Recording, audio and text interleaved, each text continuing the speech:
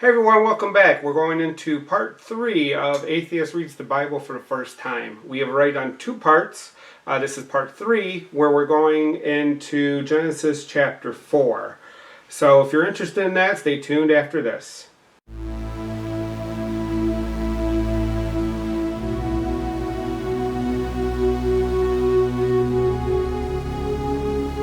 We're back and we're starting in Genesis chapter 4.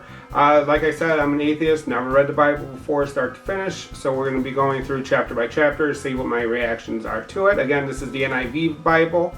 I will obviously link to the other 2 parts in the bottom description. In the meantime, when you're down there, like and subscribe so you never miss out on any content. So let's jump right in and we'll start with Genesis chapter 4, verse 1. Adam made love to his wife Eve. She became pregnant and gave birth to Cain. She said, "With the help of the Lord I have brought forth a man." Later she gave birth to his brother Abel. Now Abel kept flocks and Cain worked the soil. In the course of time Cain brought some of the fruits of the soil as an offering to the Lord. And Abel also brought an offering, fat portions from some of the firstborn of his flock. The Lord looked with favor on Abel and his offering, but on Cain and his offering did not look with favor. So Cain was very angry and his face was downcast. So this is the first we're hearing of the offspring previously mentioned that would be happening in chapter 3. And basically this is the sons already providing offerings to God. And apparently he did not like that Cain brought some of the fruits of the soil to him, which is odd. I guess for God only blood will do. So let's see how this continues on, and so we can kind of get a good feeling for what's going on here. Why didn't he like Cain's offering, and how is Cain going to react to that? Then the Lord said to Cain, "Why are you angry? Why is your face downcast?" Well, that's pretty self-evident, right? You just didn't like his offering. You would think he wouldn't need to ask, right? He is clearly all-knowing, but we'll keep going. "If you did what is right, will you not be accepted? But if you do not do what is right, sin is crouching at your door. It desires to have you, but you must rule over it." Now Cain said to his brother Abel, "Let's go out to the field." While they were in the field, Cain attacked his brother Abel and killed him. So that was pretty dramatic. Basically, God said to Cain, "If you do the right things, you'll always be happy," basically. And then Cain immediately says to his brother, "Let's go out in the field," and then Cain killed his brother Abel.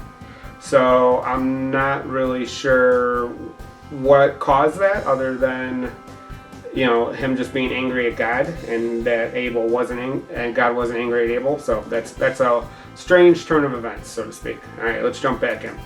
Then the Lord said to Cain, "Where's your brother Abel?" "I don't know," he replied. "Am I my brother's keeper?"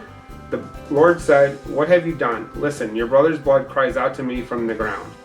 Now you are under a curse and driven from the ground, which opened its mouth to receive your brother's blood from your hand. When you work the ground, it will no longer yield crops to you. You will be restless wanderer on the earth." Cain said to the Lord, "My punishment is more than I could bear. Today you are driving me from the land, and I will be hidden from your presence. I will be restless wanderer on the earth, and whoever finds me will kill me." So, first of all, God asked him what happened. Shouldn't he have known? Because apparently Abel's cries from beyond the grave were coming to him, but he didn't know initially, and he asked Cain. Cain's like, "I don't know," which is what most brothers do when their other brother gets hurt, right? "I don't know what happened." He did it to himself. So basically his punishment is he's going to be driven from the land, so he's not going to be in God's presence, and then he's going to have trouble when he tries to work the land, which is difficult. If you just want him dead, God should just kill him, right? So let's keep going. But the Lord said to him, "Not so. Anyone who kills Cain will suffer vengeance 7 times over." Then the Lord put a mark on Cain so that no one who found him would kill him. So Cain went out from the Lord's presence and lived in the land of Nod, east of Eden. Cain made love to his wife, and she became pregnant and gave birth to Enoch. Cain was then building a city, and he named it after his son Enoch. To Enoch was born Irad, and Irad was the father of Mehujael, and Mehujael was the father of Methuselah, and Methuselah was the father of Lamech. So basically, he's driven from the land. God says nobody will harm you, because if they harm you, they get it worse 7 times over. And then he marked them so that people would know. But how would these other people know that's what the mark means unless Cain said? And then wouldn't Cain just be easily lying? Because he just lied to God himself, like he didn't know what was going on. So it's odd that God is playing this game. He can't work the soil. And then we get to his new land, and we start into some lineage with some names I butchered clearly, but we'll keep going. Lamech married 2 women, one named Ada and the other named Zillah, and Ada gave birth to Jabal.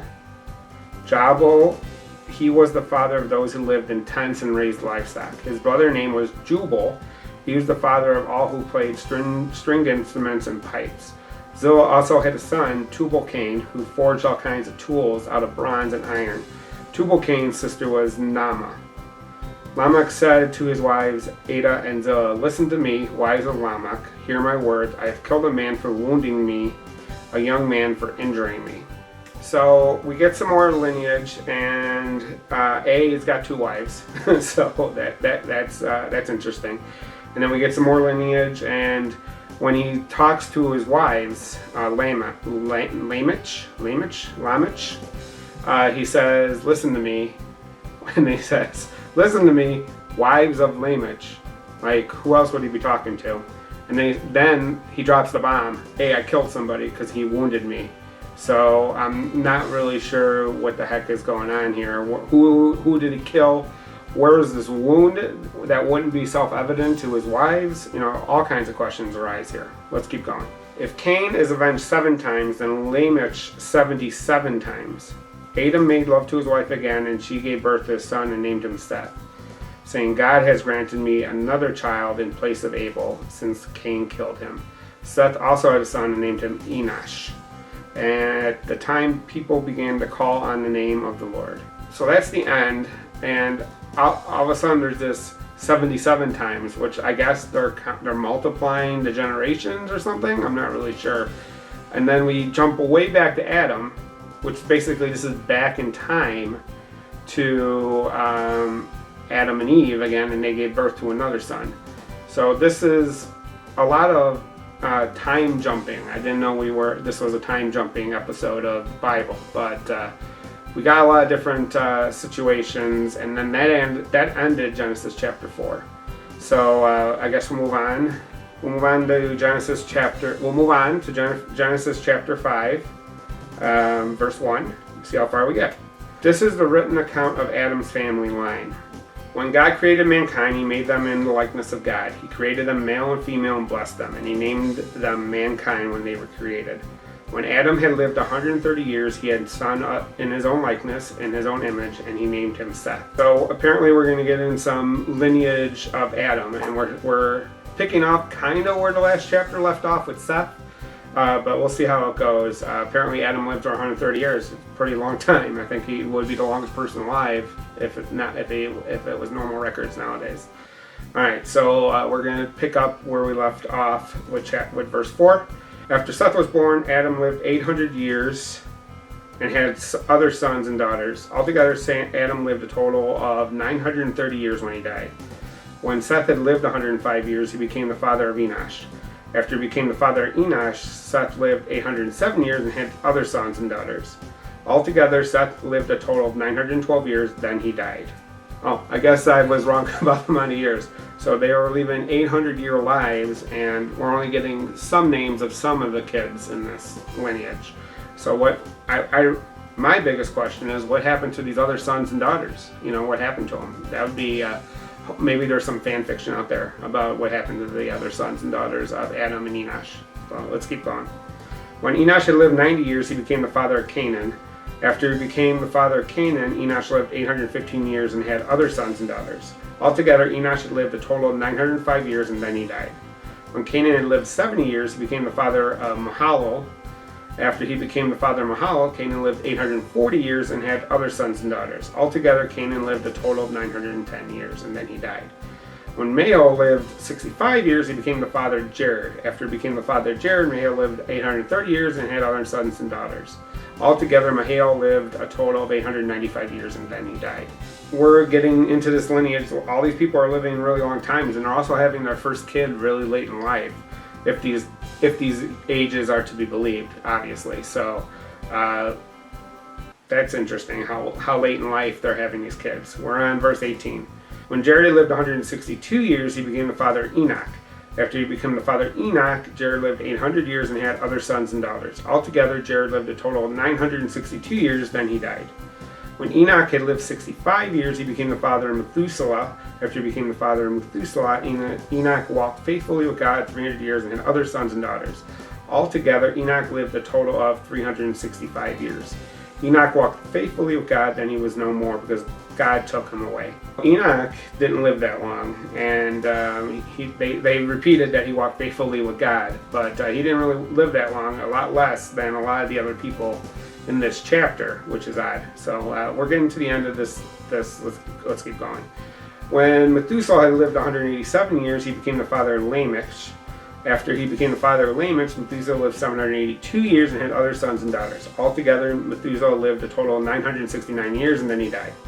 When Lamech had lived 182 years, he had a son. He named him Noah, and he said, "He will comfort us in the labor and painful toil of our hands, caused by the ground the Lord has cursed." After Noah was born, Lamech lived 595 years and had other sons and daughters. Altogether, Lamech lived a total of 777 years and then he died. After Noah was 500 years old, he became the father of Shem, Ham, and Japheth. It's the end of chapter 5 of Genesis. Basically, it's all lineage until we get to Noah. So I'm guessing the next chapter is about Noah's Ark, if I had to guess. But I'm going to wrap this up here. What do you think about, in the comments below, tell me what you think. Are these actual years? I have a hard time believing that people were living 900 years. I wonder if they just counting years differently back then. And if there's some sort of calculator out there that you know about. If so, leave it below, the link below, and I'll check it out. But make sure you like the video. Until next time, I'll see you around the internet. Have a great night. Bye.